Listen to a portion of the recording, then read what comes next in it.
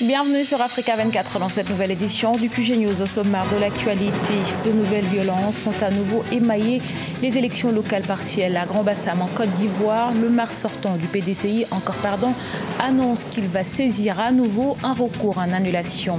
Le Rwanda va recevoir 115 millions d'euros de la part de la Banque africaine de développement, des fonds pour soutenir son programme d'approvisionnement en eau et en assainissement durable.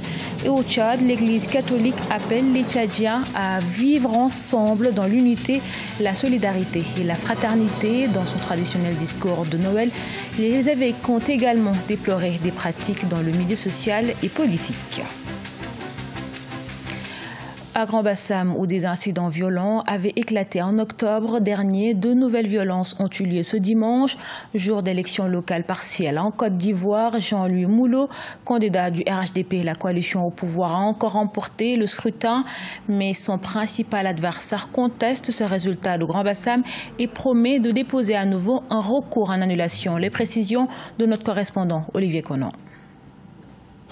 Vers un nouveau recours en annulation de l'élection municipale à Grand-Bassam par le maire sortant Georges Ezalé, qui estime que de graves incidents ont été enregistrés pendant le vote. Les résultats de 14 bureaux de vote n'ont pas été pris en compte parce que le scrutin a été troublé et des urnes cassées. Des bulletins jonchaient par exemple le sol dans un bureau de vote au quartier Mokéville, une situation dénoncée par le maire sortant, candidat du Parti démocratique de Côte d'Ivoire. Des élections qui n'ont pas été tenues comme cela se doit, parce que simplement les centres de vote ciblés ont été ouvertement attaqués, créant une situation de psychose. Point de vue diamétralement opposé pour Jean-Louis Moulot, candidat du Rassemblement des oufouettistes pour la démocratie et la paix, qui estime que les incidents pendant le vote n'entachent en rien sa victoire. J'ai confiance en la justice de mon pays. La justice lui avait accordé une seconde chance. Je doute qu'il obtienne une troisième chance. De la reconnaissance aux populations de Grand-Bassam qui nous confirment dans le choix initial qu'elles avaient fait.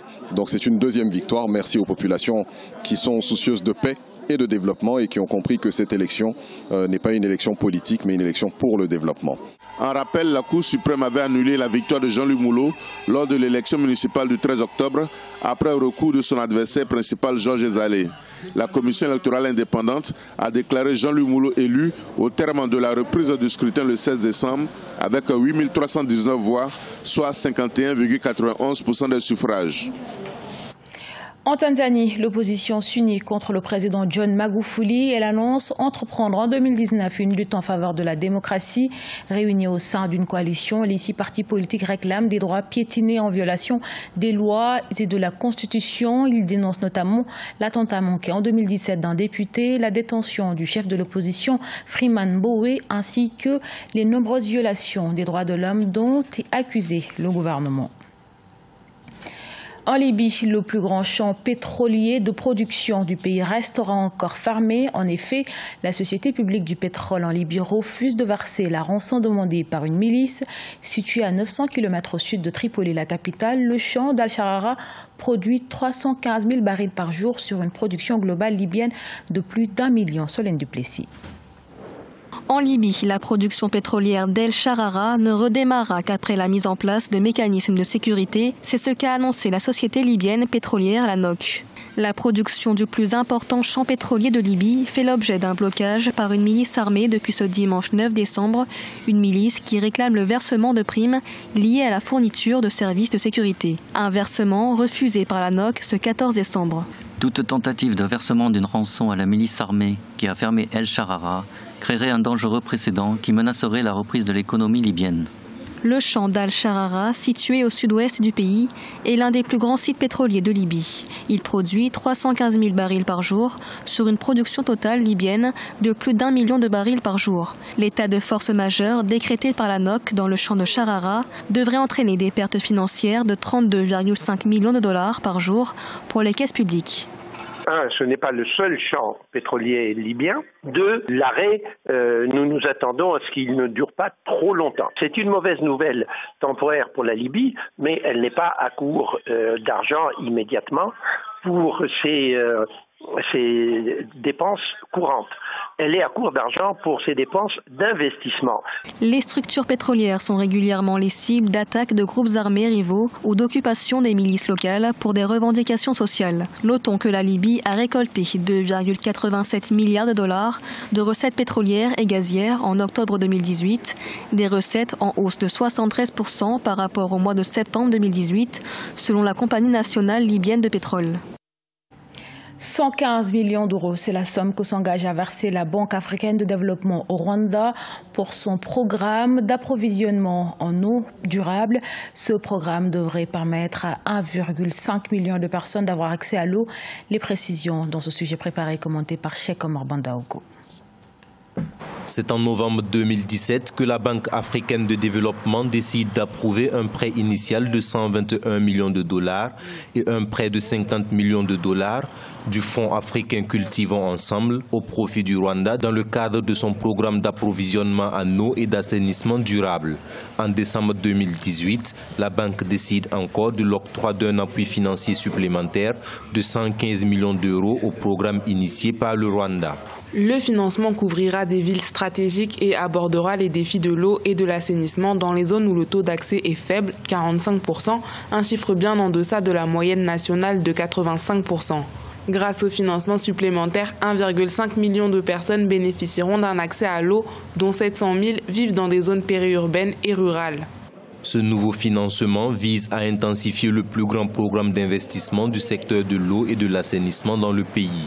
Le programme est cofinancé par la Banque européenne d'investissement et le Fonds de développement international de l'OPEP. En 2017, il y avait une population qui a augmenté de 22% à 40% de la population qui a accès à l'eau potable. Et voilà qu'il y a un nouveau prêt qui va aussi agrandir l'effectif de la population qui a l'accès potable. Donc, je dirais, le progrès est visible. Selon la BAD, le gouvernement rwandais fait preuve d'un engagement constant à l'égard des réformes sectorielles et de la transformation économique dans le cadre de la stratégie nationale pour la transformation récemment approuvée, conçue pour propulser le Rwanda dans la tranche supérieure des pays à revenus intermédiaires d'ici 2035. Au Burkina Faso, il n'y a pas eu d'accord entre la coalition de la vie chère et le gouvernement dans les négociations sur la hausse du prix du carburant. À l'issue du second round de négociations entre les deux parties, les autorités ont décidé de maintenir la hausse de 12% du carburant entrée en vigueur le 9 novembre dernier. Toutefois, elles ont accepté d'auditer les sociétés d'État des hydrocarbures et de l'électricité et de saisir et d'identifier les fonds détournés par l'ancien régime. La coalition de la vie chère n'est pas satisfaite mais se dit ouverte à toute discussion avec le gouvernement. Dans l'immédiat, aucune mobilisation n'a été envisagée. Plus que quelques jours avant Noël au Tchad, l'Église catholique a formulé son traditionnel message de Noël. La conférence épiscopale a exhorté les communautés du pays à rejeter les violences et à favoriser le dialogue. Les évêques ont également déploré certaines pratiques dans le milieu politique et social. Nélé Claude Bessa. La conférence épiscopale du Tchad, lors de son traditionnel message de Noël, adressé ce vendredi 14 décembre 2018, a appelé les Tchadiens à cultiver la paix. Placé sous le thème « Tous frères dans la maison commune », l'Église catholique veut encourager par ce message les Tchadiens à vivre ensemble dans l'unité, la solidarité et la fraternité. Le désir d'être frères, et nous l'avons perdu ce désir-là. Comment nous allons le récupérer, le renforcer et peut-être le développer. Ce désir-là est déjà dans le projet politique.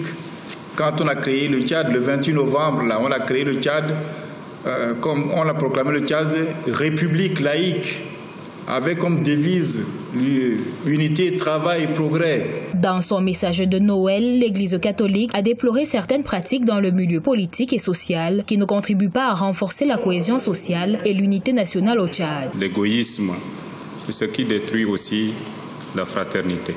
Quand on a une responsabilité à assumer et que cette responsabilité, au lieu de l'exercer au service des autres, et si on l'exerce seulement pour son profit, pour le profit de sa famille, eh bien, ça devient aussi quelque chose de dangereux pour la famille. La conférence épiscopale du Tchad a par ailleurs appelé les communautés chrétiennes du pays à être des modèles d'une fraternité universelle. Ce journal a été réalisé par l'ensemble de la rédaction. Merci pour votre fidélité. Retrouvez dans un instant une nouvelle édition de l'actualité sur Africa 24.